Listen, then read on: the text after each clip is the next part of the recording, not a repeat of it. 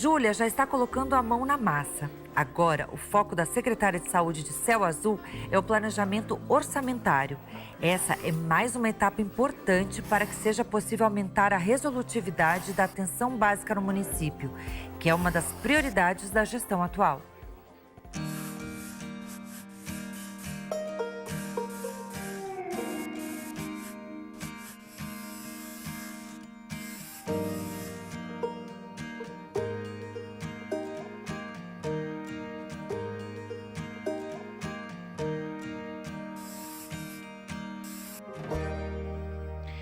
Na aula de hoje, nós vamos falar sobre gestão orçamentária e financeira dos recursos do SUS. Mas antes, vamos rever os destaques da última aula. Vimos na aula passada como o planejamento no município se relaciona com o planejamento na região e macro-região de saúde. Conhecemos as etapas do planejamento regional integrado e ainda entendemos a importância da atenção básica na rede de atenção à saúde. E nós já vimos que nada pode acontecer na gestão municipal da saúde sem que esteja previsto nos instrumentos de planejamento orçamentário e nos instrumentos de planejamento do SUS. Além de planejar para utilizar corretamente os recursos disponíveis, o gestor deve saber como o financiamento do SUS nos municípios é organizado. O financiamento do SUS tem arranjo definido constitucionalmente, né? Há um patamar de gasto mínimo obrigatório fixado no artigo 198 da Constituição, e essa regra ela foi introduzida pela emenda 29, distribuindo responsabilidades entre os 3 níveis da federação. No âmbito dos municípios, o dever de gasto mínimo em saúde corresponde a 15% da receita de impostos e transferências. Obviamente, é piso, então os municípios podem aplicar acima desse patamar. Os estados, por sua vez, têm um dever de gasto mínimo em saúde de 12% da sua receita de impostos e transferências. E a União, o dever de gasto mínimo federal da União agora está regido pelo artigo 110 da DCT, que apenas resguarda a correção monetária. É uma responsabilidade solidária de todos os entes da federação. A Constituição não só estabeleceu o piso, como obrigou todos os entes da federação a financiar o SUS. A conquista de fontes seguras de financiamento do SUS veio após anos de luta. O haver garantia de piso, de custeio mínimo em favor do SUS, não veio de forma gratuita, não veio simplesmente porque os agentes políticos entenderam que era necessário. Houve uma luta muito consistente da sociedade organizada, e também, obviamente, dos gestores estaduais e municipais, mas toda sorte uma luta da sociedade para implementar regras claras de financiamento do SUS, para distribuir essa responsabilidade financeira pela estruturação do SUS. A emenda 29, nesse sentido, ela vem no arcabouço de resguardar e amparar a saúde, porque a Previdência estava sozinha, crescendo de uma forma muito acelerada dentro da Seguridade Social.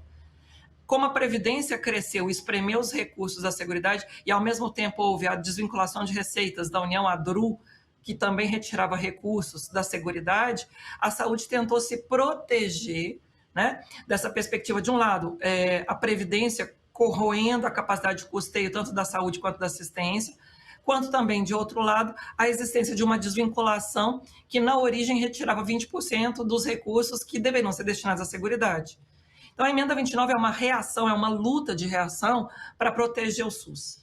No caso da União, desde 2016, existe um teto para o crescimento dos gastos com a saúde pública.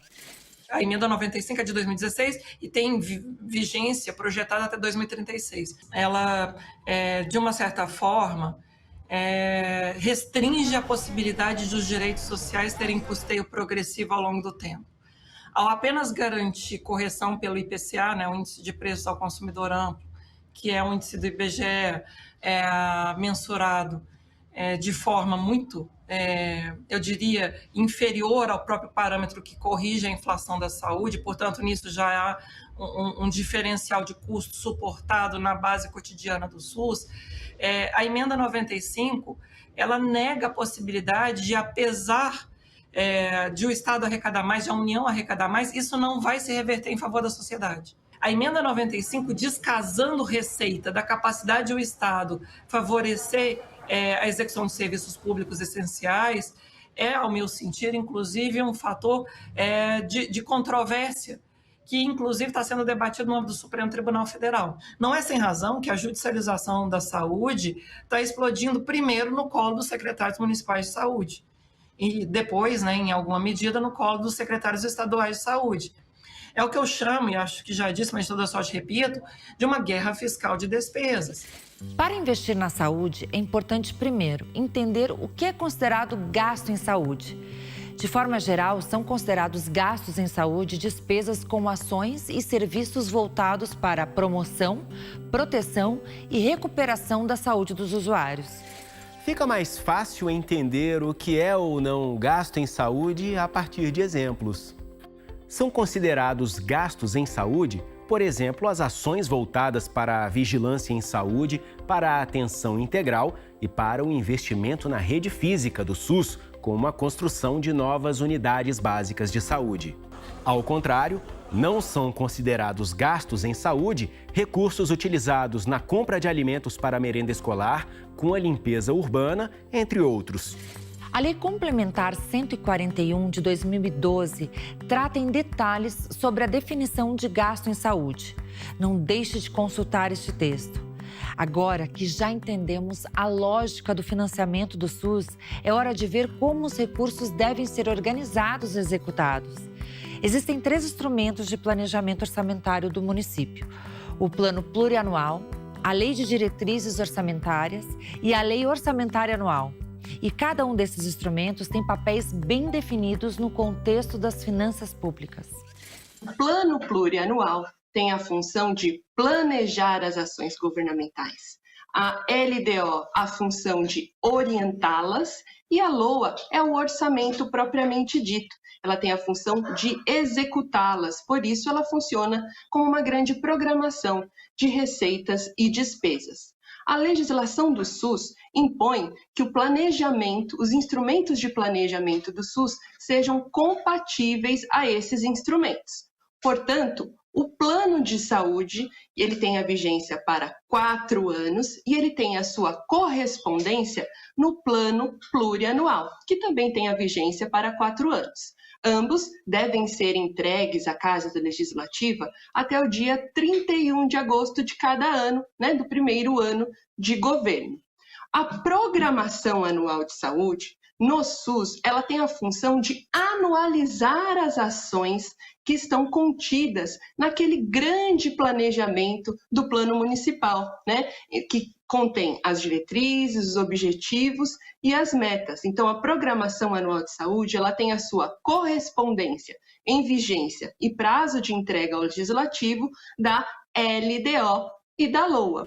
Portanto, o plano municipal, tal como o PPA, estabelecerão esse grande caminho em que o território de saúde percorrerá para chegar ao final dos 4 anos, atendendo às metas que estão contidas em objetivos e diretrizes, e as programações anuais de saúde conterão as ações que serão realizadas no ano 1, no ano 2, no ano 3 e no ano 4, para atingir essas metas e estes indicadores, tal como a LOA vai conter os recursos necessários para a execução destas ações.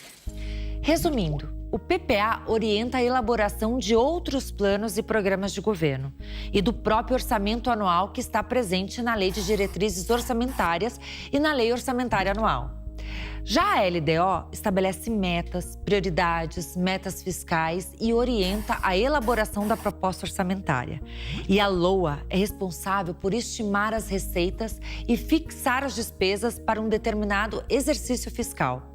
A LOA é a lei orçamentária propriamente dita e tem vigência de 1 ano. Dá para entender melhor quando analisamos a finalidade desses instrumentos orçamentários. Enquanto o PPA planeja o orçamento, a LDO orienta e a LOA executa. E o gestor municipal tem um papel importante na garantia de recursos para o financiamento da saúde. Nessa tarefa, o gestor deve dialogar com seus parceiros, com a Câmara de Vereadores e também com os demais secretários da administração pública e com o próprio prefeito.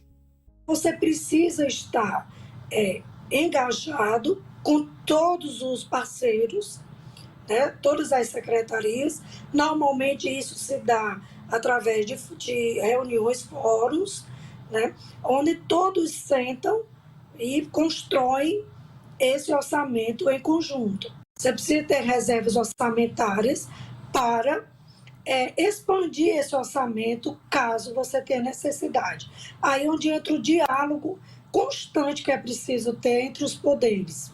Né? Nós precisamos estar alinhados com a Câmara Municipal, porque nós vamos precisar de suplementação, de complementação, né? De aprovação de projetos, de conversar, né, com esses parceiros, que na verdade são fiscalizadores nossos, que a Câmara é fiscalizadora do processo, e nós e eles fazem esse acompanhamento do orçamento.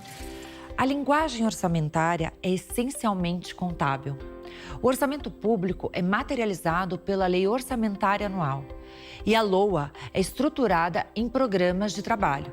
No que diz respeito às despesas orçamentárias, esses programas de trabalho são construídos a partir de informações qualitativas e quantitativas. As informações qualitativas devem responder às perguntas como: quem é o responsável pela ação? Em que áreas de despesas a ação será realizada? E onde está o beneficiário do gasto? A programação quantitativa é formada por duas dimensões, a física e a financeira. A dimensão física define a quantidade de bens e serviços a serem entregues. A dimensão física também pode ser expressa através de uma pergunta: quanto se pretende entregar? A dimensão financeira estima a quantidade de recursos necessária para o desenvolvimento de uma ação. Algumas perguntas também devem ser respondidas sobre a dimensão financeira, como: de que forma os recursos vão ser aplicados e de onde eles virão? A Júlia já está conseguindo identificar a fonte de recursos que vai ser utilizada para a construção da nova UBS do município de Céu Azul. Uma parte dos recursos virá de transferência do governo federal, através do Ministério da Saúde. E a outra parte será de recursos próprios. Os detalhes sobre a estrutura da programação orçamentária estão no material disponível no AVA. Mas um lembrete: o curso não tem o objetivo de esgotar todo o assunto sobre orçamento público. Mesmo assim, essa primeira discussão é importante para que o gestor comece a entender a importância e a complexidade do financiamento do SUS. Nós vamos fazer um intervalo rápido e, na volta, a gente vai falar sobre a execução das despesas. Fique por aqui.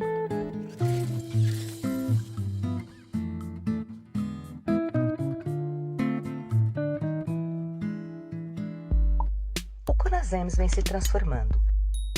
Fazemos parte da história da saúde pública no Brasil e a nossa trajetória é a trajetória do SUS. Hoje, a gente vai além, mas sempre atento ao que nos torna plurais. Somos a cara de todos os cantos desse país. Nos reinventamos todos os dias e, por isso, o CONASEMS quer sempre mais. Mais SUS, mais informação e mais interatividade. Estamos cada vez mais perto dos profissionais de saúde e da gestão municipal em todas as telas, a qualquer hora. É assim que nasce o Mais CONASEMS, um projeto multiplataforma que, mesmo à distância, nos conecta. Saiba mais em www.conasems.org.br.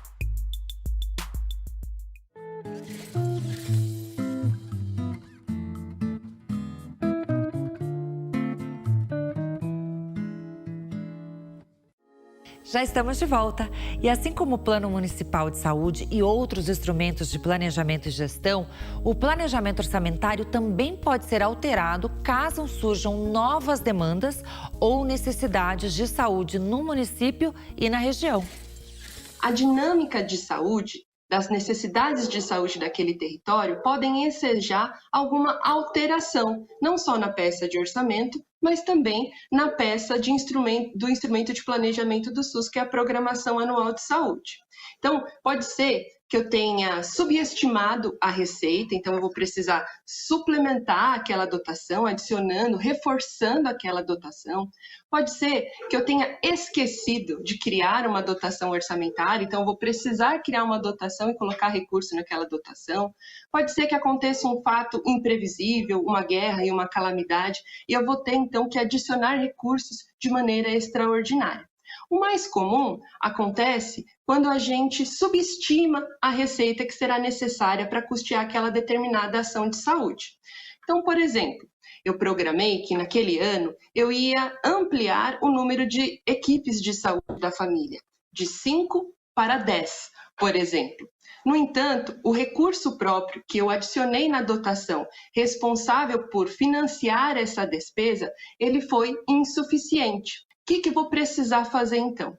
Se esta for uma prioridade da minha programação anual, uma das ações que está lá contida, eu vou precisar repriorizar aquilo que eu programei. Uma vez que eu não tenha um excesso de arrecadação, ou seja, que eu recebo uma receita que eu não estava esperando para aquele determinado momento, eu vou ter que realocar a programação de recursos. Vale lembrar que qualquer alteração orçamentária, na LOA, ela deve ser precedida da autorização do Legislativo. Após a aprovação do orçamento, é preciso torná-lo operante. Para que as despesas sejam executadas, é fundamental passar pelos estágios de empenho, liquidação e pagamento. O empenho é o primeiro estágio da despesa orçamentária.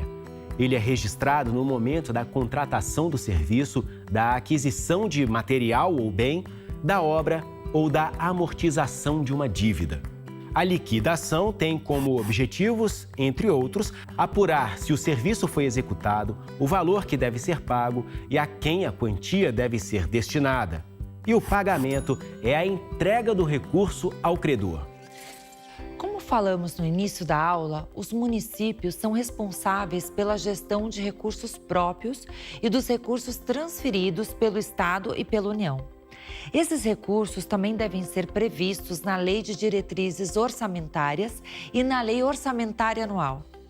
Na programação anual, você vai anualizar suas metas e aí você precisa planejar dentro dessas metas e dessas ações todos os recursos. Aí não são só, do mesmo jeito do orçamento, não são só recursos do município, recurso próprio do Tesouro Municipal. As fontes de todos os entes, a fonte federal, as transferências que nós recebemos, as fontes estaduais, a fonte estadual e fonte municipal. Então, todos esses recursos precisam constar na programação anual. Então, você vai construir sua programação anual de saúde dizendo qual ação e com qual dotação você vai trabalhar. É de extrema importância o alinhamento, de todos esses instrumentos. O plano plurianual, que contém todos os planos do município, isso é importante. O plano de saúde, que é o Plano Municipal de Saúde, a programação anual de saúde e o relatório anual de gestão. Às vezes o gestor tem uma dúvida, em que eu posso gastar? A dúvida é muito grande. Você vai utilizar seus recursos de acordo com esses instrumentos, de acordo com o que você colocou no plano municipal e na programação anual. E depois disso, a prestação de conta. Os recursos dedicados às ações e serviços de saúde devem ser aplicados por meio de fundos de saúde. Os fundos são unidades gestoras e orçamentárias e vão ser o tema principal da próxima aula. Uma inovação muito importante da Lei Complementar 141 e que favorece a nossa capacidade de garantir que os recursos da saúde efetivamente cheguem à saúde e que se transformem em serviços públicos adequados em prol da população, é a existência dos fundos. A lógica de transferências fundo a fundo, a gestão sob responsabilidade direta do próprio secretário municipal, estadual e também do ministro da Saúde, dos fundos, ela permite não só que nós, do sistema de controle, tenhamos mecanismos de rastreabilidade mais clara, de transparência também em favor da sociedade, como também protege no sentido de não permitir que esse dinheiro depois, caso ficasse gerido genericamente, amplamente na conta única do Tesouro, né, a conta única do Tesouro de cada ente da federação, ele pudesse ser, por vezes, desviado para outras finalidades. Então, a sistemática de fundos como unidade orçamentária autônoma permite a proteção do financiamento adequado do SUS.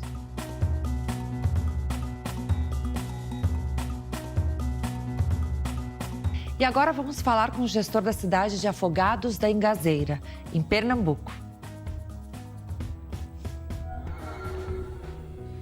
Meu nome é Arthur Amorim, sou secretário municipal de saúde aqui de Afogados da Ingazeira, no estado de Pernambuco. De acordo com o arcabouço jurídico, os municípios eles têm por obrigação de aplicar na saúde, no mínimo, 15% de tudo que é arrecadado. Mas a realidade hoje é bem diferente. Hoje a gente tem uma média nacional de investimento na área da saúde em torno de 22%. Esses 22%, eles acabam sendo utilizados da arrecadação própria do município para se manter as ações e serviços de saúde no território. Isso faz com que, muitas vezes, recursos que deveriam estar sendo destinados para as outras áreas, como a educação, assistência social, infraestrutura, eles deixem de ser alocados pelo prefeito do município para que se possa manter nos níveis aceitáveis de manutenção e organização das ações e serviços de saúde o funcionamento. E agora vamos para a cidade de Pirenópolis, no estado de Goiás.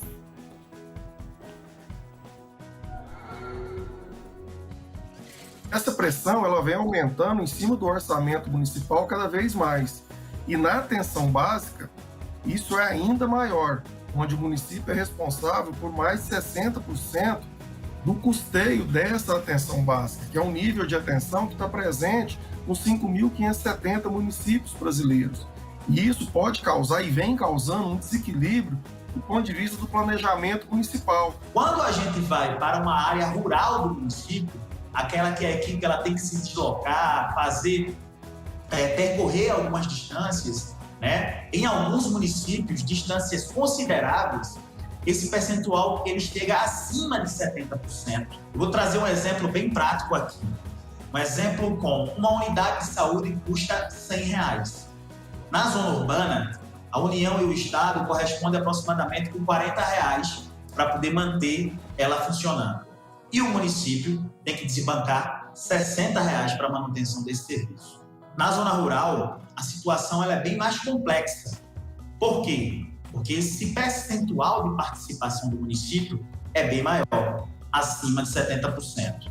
Então, um exemplo prático, de R$100 para a manutenção de uma equipe de saúde da família na zona rural, o município tem que tirar R$70 e a União e o Estado, 30. Com a questão do subfinanciamento, cada vez é mais importante e necessário que o gestor tenha em mente, junto com a sua equipe, um planejamento. Esse planejamento orçamentário, um planejamento financeiro. Então, cada vez mais é necessário que o gestor municipal, juntamente com a equipe, com o controle social, o Conselho Municipal de Saúde, ouvindo a população, possa traduzir para esses instrumentos de gestão a necessidade de saúde da população, para que esse planejamento seja sustentável do ponto de vista econômico, financeiro e orçamentário, mas que também reflita em qualidade de saúde para a população. A manutenção dos nossos serviços existentes na saúde, ela precisa de um financiamento que traga equidade dentro do seu bojo. A gente precisa começar a discutir e a entender que regiões diferentes ou regiões com dificuldade de acesso, elas precisam ter um olhar mais apurado do Ministério da Saúde e das secretarias estaduais, como também a gente precisa entender que o SUS está numa linha de subfinanciamento e que precisa de mais recursos o quanto antes, para que a gente possa prestar um serviço de excelência ou continuar prestando um serviço de excelência a nossa população brasileira. É de extrema importância que todas essas ações da gestão municipal sejam pautadas por esse planejamento e juntamente com outros atores, como o Poder Legislativo local, o Poder Executivo, as outras secretarias que compõem o governo municipal, para que um planejamento único, a saúde possa executar essa política de qualidade de vida, de melhoria de serviço, de acesso, melhorando seus indicadores, otimizando cada vez mais esse recurso. É de extrema importância que toda a equipe, não só a equipe de planejamento, mas parte da equipe da assistência, também participe desse processo para entender qual que é a lógica de uma lei orçamentária, qual que é a lógica desse orçamento municipal destinado para a saúde, para que as ações sejam pensadas e planejadas ao encontro da necessidade da saúde da população, mas que sejam sustentáveis do ponto de vista financeiro orçamentário.